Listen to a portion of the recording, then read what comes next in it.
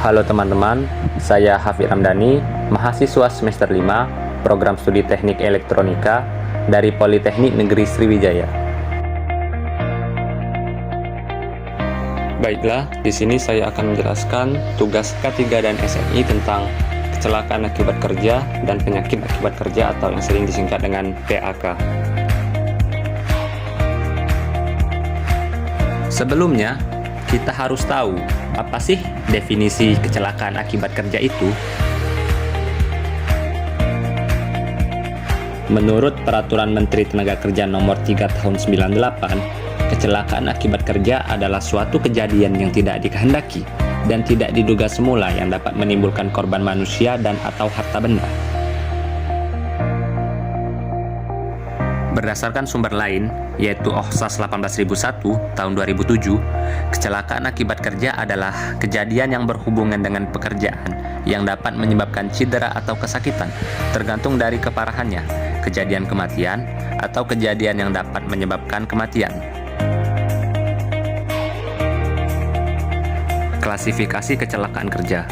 Ada banyak tujuan untuk mengetahui klasifikasi kecelakaan kerja.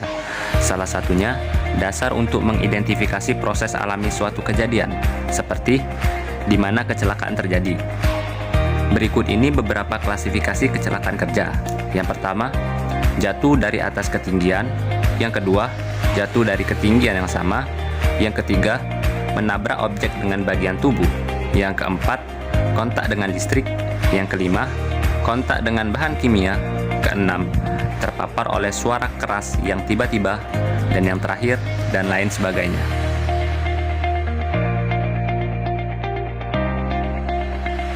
Dampak kecelakaan kerja.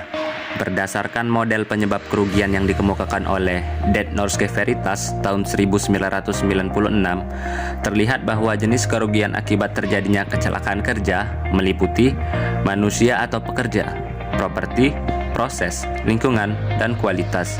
Sedangkan dampak yang paling umum terjadi akibat kecelakaan kerja yaitu berakibat luka-luka pekerja, penyakit, cacat, bahkan kematian.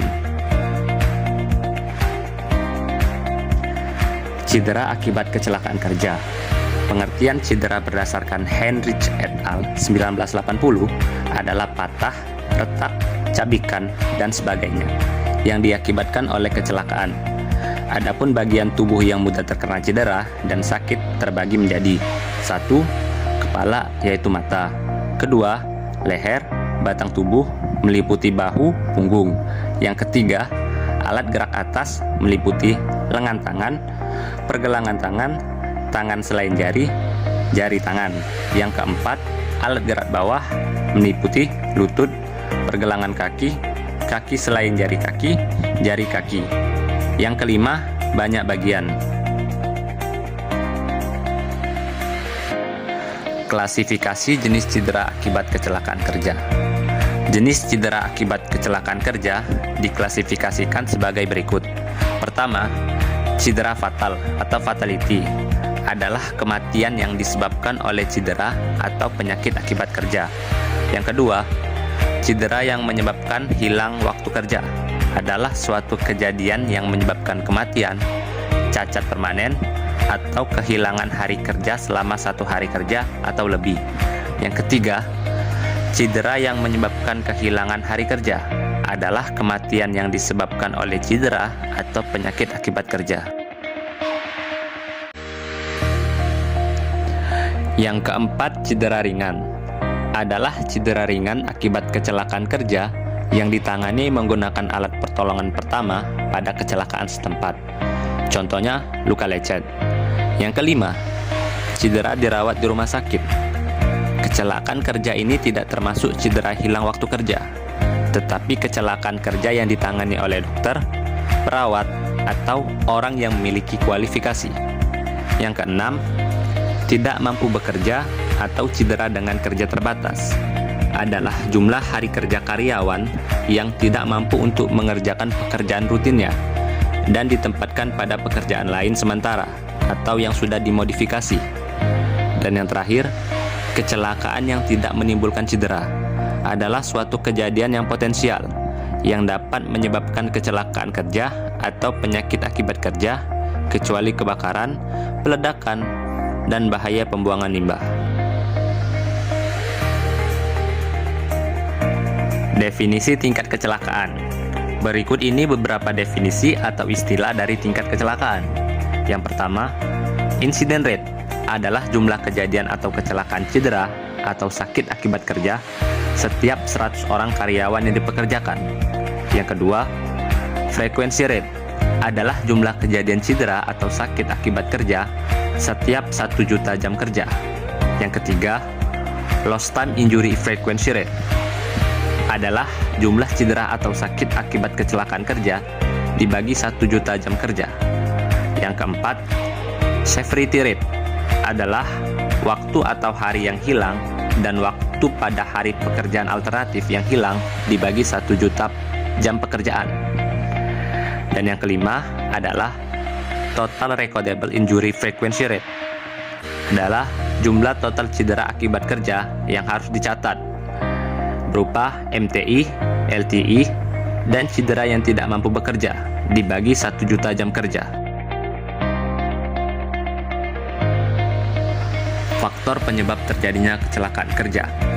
Berikut ini beberapa faktor yang menyebabkan terjadinya kecelakaan kerja, yaitu faktor manusia yang dipengaruhi oleh pengetahuan, keterampilan, dan sikap. Kemudian faktor material yang memiliki sifat dapat memunculkan kesehatan atau keselamatan pekerja. Yang ketiga adalah faktor sumber bahaya. Perbuatan berbahaya. Hal ini terjadi misal karena metode kerja yang salah, keletihan atau kecapean, sikap kerja yang tidak sesuai, dan sebagainya. Kondisi atau keadaan berbahaya, yaitu keadaan yang tidak aman dari keberadaan mesin atau peralatan, lingkungan, proses, dan sifat pekerjaan. Dan yang terakhir adalah faktor yang dihadapi. Misalnya, kurangnya pemeliharaan atau perawatan pada mesin, sehingga tidak bisa bekerja dengan sempurna. Selanjutnya, saya akan menjelaskan definisi dari penyakit akibat kerja, atau yang sering disingkat dengan PAK.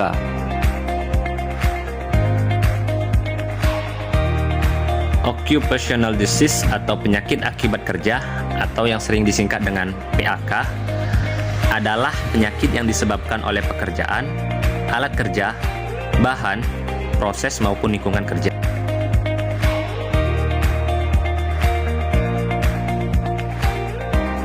Faktor-faktor yang dapat menyebabkan penyakit akibat kerja. Di sini, faktor-faktor yang dapat menyebabkan penyakit akibat kerja dibagi menjadi 2 jenis.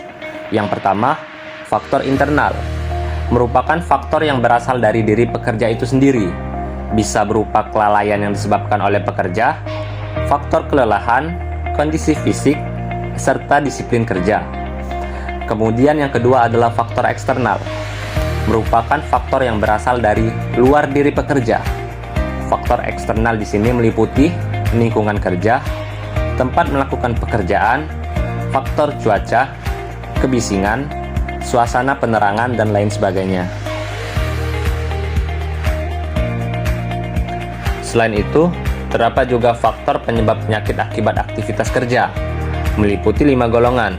Yang pertama, golongan fisik, terdiri dari bising, radiasi, suhu ekstrim, tekanan udara, vibrasi, penerangan efek pencahayaan pada mata, kekuatan pencahayaan beraneka ragam.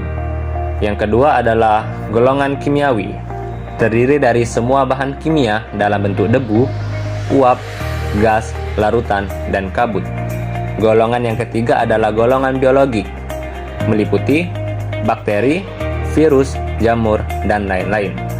Golongan yang keempat adalah golongan fisiologik atau ergonomik, meliputi desain tempat kerja dan beban kerja. Golongan yang terakhir adalah golongan psikososial, yang terdiri dari stres psikis, monotomi kerja, dan tuntutan pekerjaan. Deteksi penyakit akibat kerja. Di sini terdapat 2 cara untuk mendeteksi penyakit akibat kerja. Yang pertama, monitoring kesehatan tenaga kerja dengan pemeriksaan kesehatan. Yang kedua, pemantauan lingkungan kerja terhadap faktor yang mempengaruhi kesehatan tenaga kerja. Pencegahan penyakit akibat kerja. Untuk pencegahan penyakit akibat kerja dapat dilakukan dengan cara: pertama, perencanaan pembuatan tempat kerja; yang kedua, pengukuran faktor bahaya; ketiga, pengendalian terhadap faktor bahaya; keempat, penggunaan sistem APD atau alat pelindung diri; dan yang terakhir, program-program K3. Macam-macam penyakit akibat kerja. Berikut ini beberapa contoh penyakit akibat kerja. Pertama, penyakit silikosis; kedua, penyakit asbestosis; ketiga, penyakit bisnosis; keempat, penyakit antrakosis; kelima, penyakit beriliosis; keenam, penyakit saluran pernapasan; tujuh, penyakit kulit; delapan, kerusakan pendengaran, dan lain sebagainya.